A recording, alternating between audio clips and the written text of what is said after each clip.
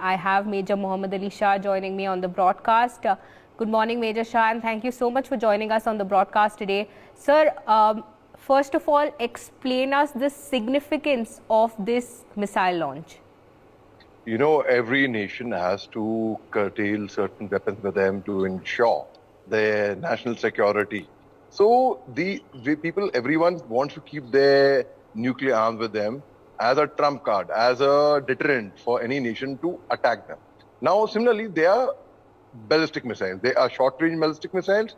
They are long-range ballistic missiles. So, and they do their testing. I would say, in a way, illegal testing happens with North Korea, where they actually test. It's illegal over there. Here we did a proper, legal, proper and accurate testing at INS Arihant, the Indian naval ship, and we got 100% accuracy at the Bay of Bengal. Now, Bay of Bengal also, it is forecasted that in a few days' time there's going to be a thunderstorm over there. That's a different thing altogether. But yes, the importance of these testing is so that we, like for example, when you keep any equipment of yours oiled, you keep it ready that when you might have to use it. For example, for everyone to understand, you know, the housewives in their kitchen, they have a mixie. If they haven't used a mixie, but they keep a mixie ready or the microwave ready. Similarly, exactly, I've conveyed in very simple language. So you have to keep your weapons, equipment all ready, all oiled. You never know when you might have to use it. And yes, I'm glad and I congratulate the INS Arihant, the Indian Navy, and our Indian Defence Forces overall, by all, that, you know, we have, just last night I was at a dinner with the Indian Army Chief, and we were discussing, I was complimenting him, in fact, that, sir, that we have really, the way the Indian Defence Forces is going, it is really remarkable. And I'm very happy that we got a very successful test of the ballistic missile at the INS Arihant. All right, Major Shah, also tell us the significance of INS Arihant in this full India's nuke test that happened.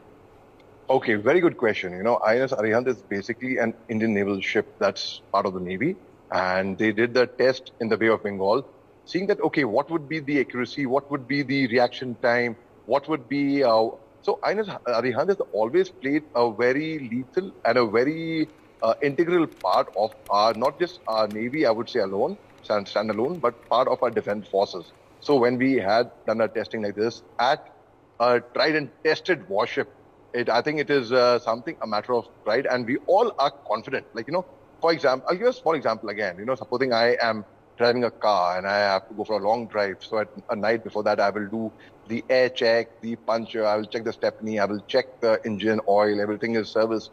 Right, so that in case of an emergency eventuality, I can react straight away.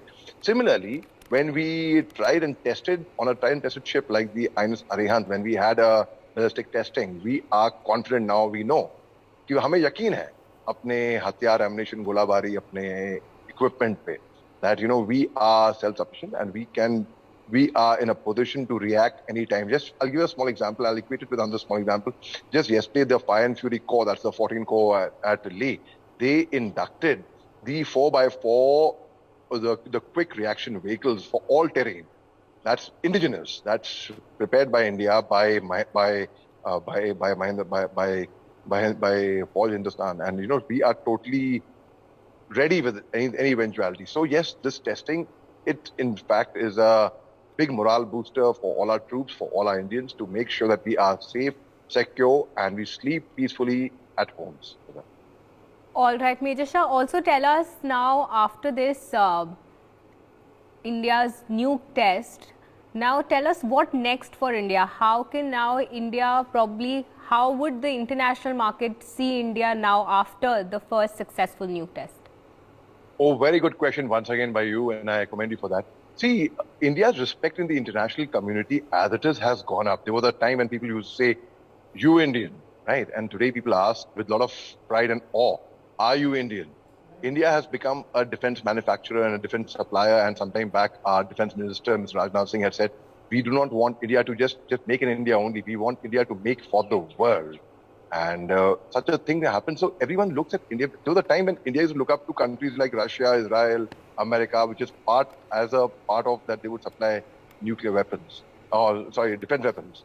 And now India is supplying defense equipment to countries like Palestine and to other nations as well.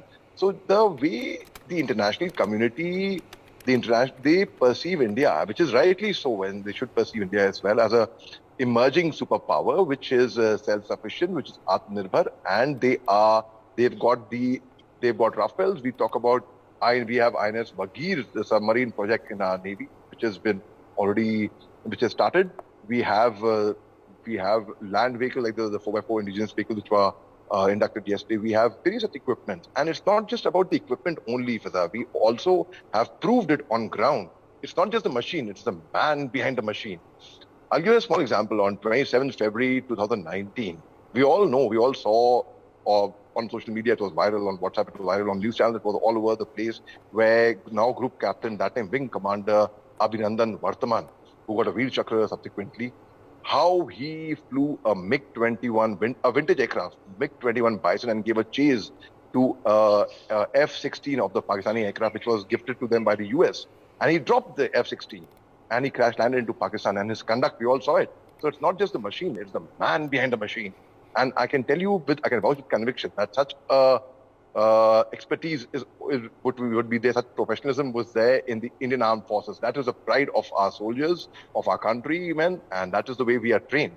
So yes, it is the it's a known fact that the international community would be looking up to us with a lot of respect. In the end of the month of March, we saw so many diplomatic visits into India. The head of states, in fact, have you heard of any nation which can intervene and manage to get a war stopped for a time being? No. But India managed to do that. During Russia-Ukraine war, India was responsible for the humanitarian corridor. And it was because of India, and even Pakistani buses had flight Indian flags to keep themselves safe. So yes, the international community, when we do ballistic testing like this on Arihant or wherever, they look at India that yes, it's a growing nation, which is now soon to become a Vishwaguru, which is soon to become a superpower. And yes, this country needs to be given a lot of respect, in fact, for that. All right, Major Shah, thank you so much for joining us on the broadcast and giving us your views with